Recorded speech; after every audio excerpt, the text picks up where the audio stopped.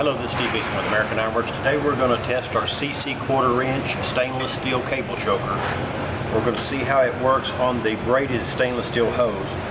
One of the things that we recommend on this hose is that we create a barrier using the rubberized PVC tape. On this 2-inch hose, we want to come approximately 10 inches back from the crimp portion of this fitting to this area right here. And this tape does a couple of things for us. Not only does it act as an anti-chafing barrier on this hose to keep the cable choker from chafing and wearing out over time, but I think that one of the most important features of it is that it shows the employee where to place the cable choker. So it lets them know to put the cable choker on this side. So I'm going to go ahead and place this, and again we want to put the tape on a 2-inch hose. It's approximately 3 times the diameter of the hose back from your crimp fitting. So on this one here, I'm going to place the tape approximately 10 inches back. We'll just come back and mark our hose like that.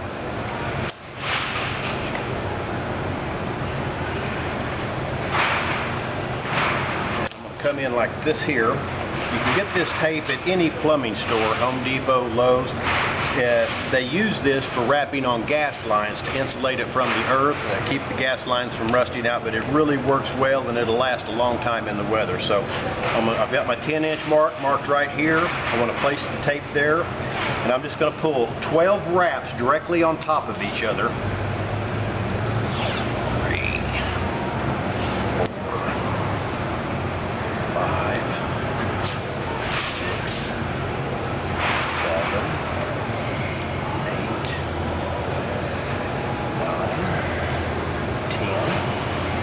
11 and 12. And what that does for us, again, that lets the employee know to place the cable choker on this side of it.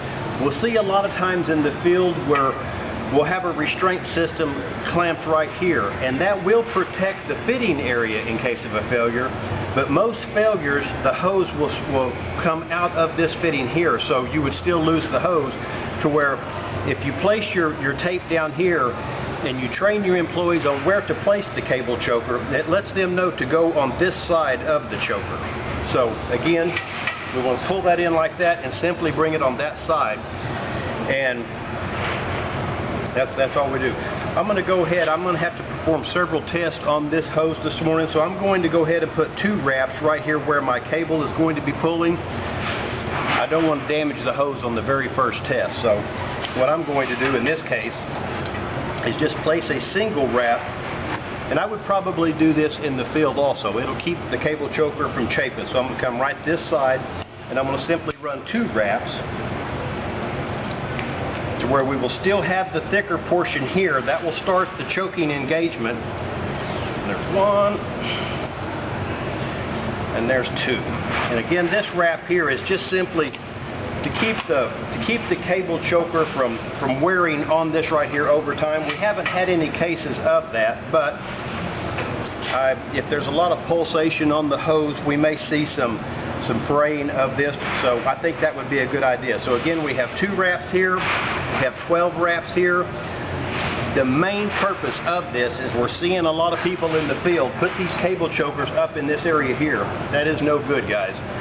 We need to get this cable choker 3 times the outside diameter of their hose back up on that hose.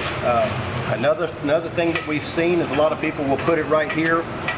When this hose blows out, we see the hose will blow apart, and it'll just be a bunch of frayed metal in this area right here, and there's no integrity to hang on to.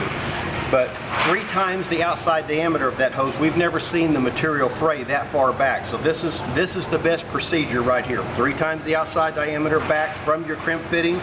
Place 12 wraps here, 2 wraps here. That's about it. Let's see how it works.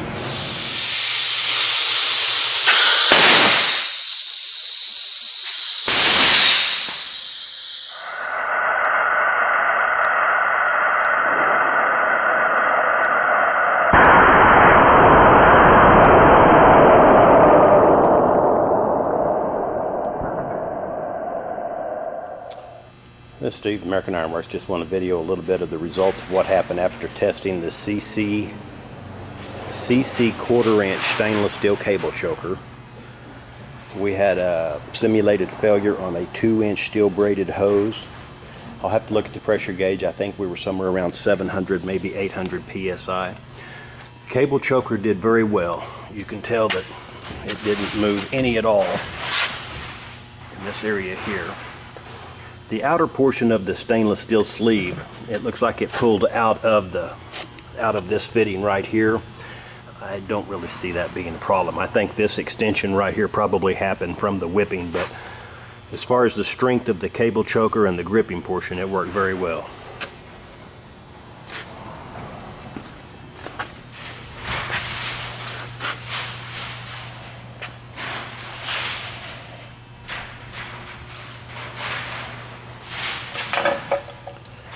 No elongation on the eye portion, so that was not under much stress. Plastic sleeve looks good. Successful test.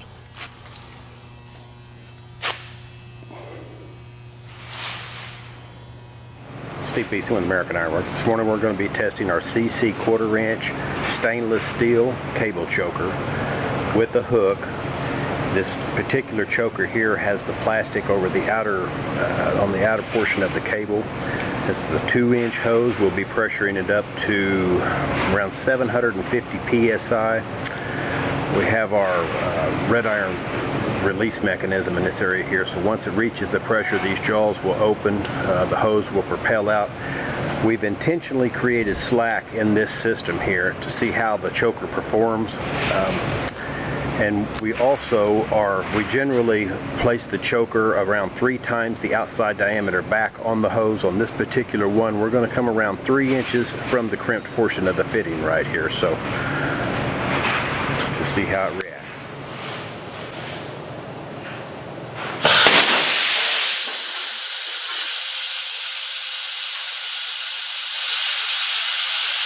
Fire in the hole!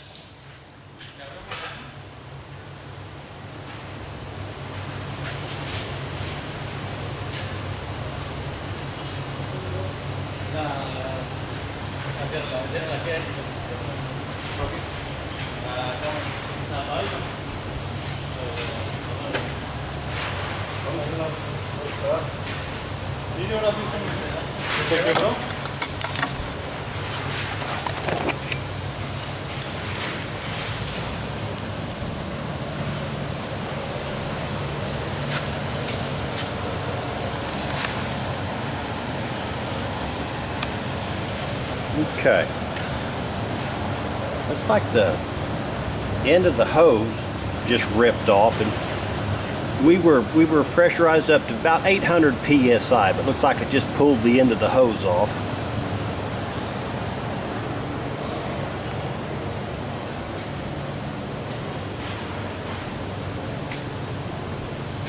The CC 1/4 inch cable choker took a pretty good load.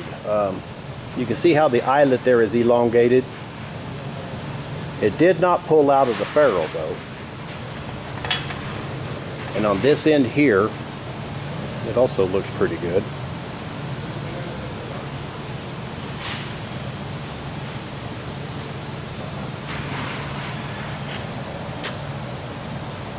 So the cable choker held, but it ripped the hose in half, and I kind of figured that we were pressuring it to its max, so I think that's a pretty good test.